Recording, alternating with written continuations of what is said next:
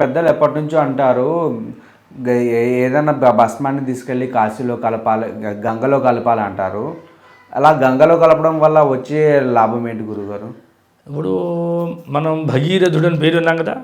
భగీరథుడు వాళ్ళ తాతల ముత్తాలందరూ చచ్చిపోతే వాళ్ళకి పాతాళలోకంలో ఎక్కడో ఉంటే వెంటనే ఆయన వెళ్ళి ఏం చేస్తాడు, పాతాళలోకంలో ఉన్నటువంటి వాళ్ళని భగీరథుడు వెళ్ళి గంగాదేవిని జపం చేసి ఆమెను తపస్సు చేసి, ఆమె ఒప్పుకున్న తర్వాత పరమేశ్వరుని తపస్సు చేసి, ఆయన కూడా ఒప్పుకున్న తర్వాత మళ్ళీ ఆమెను తపస్సు చేసి మళ్ళీ ఆమెను పిలిచి ఆ శివుని ఎత్తి మీద రమ్మని చెప్పగా, శివుడు ఆమె గంగ మొత్తం నా దగ్గర రమ్మని ఆయన జడలో ముడి వేసుకోగా, ఆయన ఒక దాంట్లో ఒక వెంట్రుక పరిమాణం శివుడికి కింద వదలగా, ఆ వచ్చిన గంగ మాత్రమే వెళ్ళగా ఒక పాతాళ గంగ అయింది. వెళ్ళి అక్కడ వాళ్ళ వంశానంతా ఉద్ధరింపజేసింది. అలానే గంగలో జరిగేటువంటి విశేషం ఏంటంటే, గంగకి మంచి శక్తి ఉండేదట. ఎంతటి ప్రారంధం కూడా గంగలో స్నానం చేయగానే పోతుందని.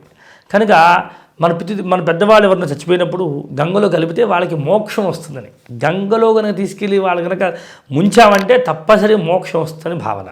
ఎందువల్ల అంటే ఎంతటి పాపం చేసి ఉన్నా సరే గంగలో ఆ బూడిద పూస్తే వాళ్ళు స్వర్గస్థులు అవుతారు అని అర్థం చేసుకోవాలని గంగలో కలపంటారు అనమాట.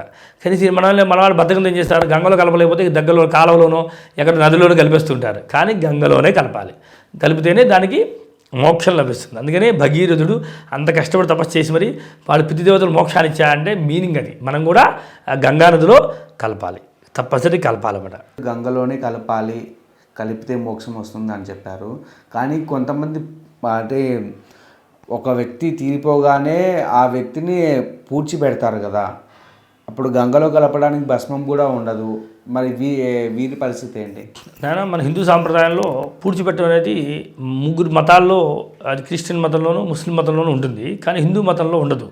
హిందూ మతంలో ఎవరైనా సరే మ్యాక్సిమం ఒక యతీశ్వరులు అంటారు, సన్యాసులు అంటారే, వాళ్ళు మాత్రమే పూడ్చిపెడతాం. ఓకేనా? లేదా వాళ్ళ నదిలో వేసేస్తాం. వాళ్ళ మహాయోధులు అయితే నదిలో కలిపేస్తాం తప్ప వాళ్ళని ఎక్కడా కూడా మనం దీనిలాగా చెయ్యమన్నమాట. దీనిలాగా కాల్చకుండా ఉండం. మనుషులైతే తప్పనిసరి మన వాళ్ళైతే కాల్చేస్తాం, దహనంతోనే బూడిద తీసుకెళ్ళిపోతాం. ఒక మిగతా కులస్తులలో మాత్రమే ఈ సాంప్రదాయం ఉంటుంది. మన సాంప్రదాయాలు ఎవరికి ఉంటుంది? యతీశ్వరులకి, మహా గొప్ప యోధులకి మాత్రమే. వాళ్ళని మాత్రం పూడ్చిపెట్టకుండా, వాళ్ళని తగలబెట్టకుండా వాళ్ళని దాంట్లో పెడతారు, వాళ్ళు మట్టిలో కప్పేస్తారు. కొంతమందినేమో ఒక రాయి కట్టి నదిలో వదిలేస్తారు. అలా నదిలో వదిలేస్తే ఆ నదిలో వాళ్ళు తేలుకుని లోపలికి వెళ్ళిపోతారట. అలాగా వాళ్ళ శరీరాన్ని అలా త్యాగం చేస్తుంటారు.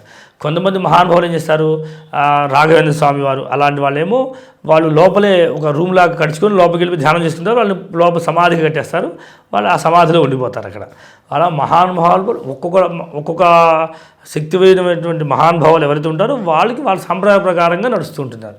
అంతప్ప బూడిద చేయనంత మాత్రాన గంగలో కలపలేదు మనం బాధపడక్కర్లేదు. అది మన సాంప్రదాయాలు అయితే ఆటోమేటిక్గా మనం బూడిదే రావాల్సిందే, దాన్ని తీసుకెళ్తే దాంట్లో వేయాల్సిందే, ఇంకా వేరే మార్గం లేదు. ధన్యవాదాలు గురుగారు, చాలా చక్కగా వివరించారు. జయ గురుదేవ దత్త.